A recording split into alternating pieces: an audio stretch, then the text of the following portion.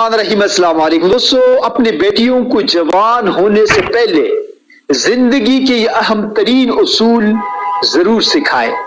उन्हें बैठाकर समझाएं कि बेटा मेरी बात हमेशा याद रखना कि कभी किसी नामहरम को दोस्त मत बनाना, कभी किसी नामहरम के साथ बातें मत करना, कभी किसी नामहरम के साथ अकेले में मत बैठना।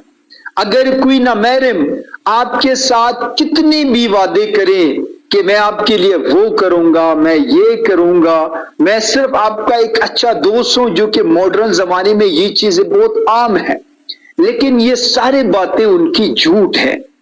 ये बातें सिर्फ आप तक पहुंचने का एक बहाना है। सच्ची मोहब्बत वाला शख्स वो है जो आपके लिए निकाह का पैगाम लेकर आए।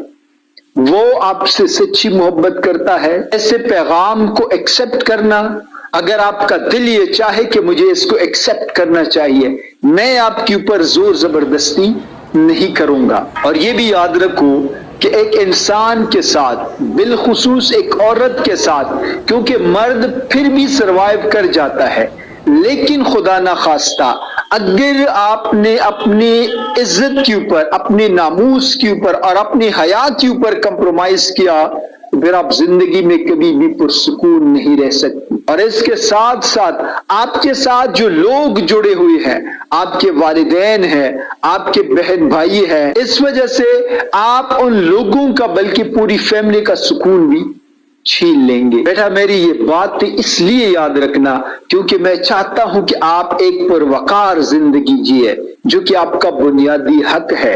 आप एक खुशहाल जिंदगी जिए, जो कि आपका बुनियादी हक है। और आप एक पुरसुकून जिंदगी जिए, जो कि आपका बुनियादी हक है।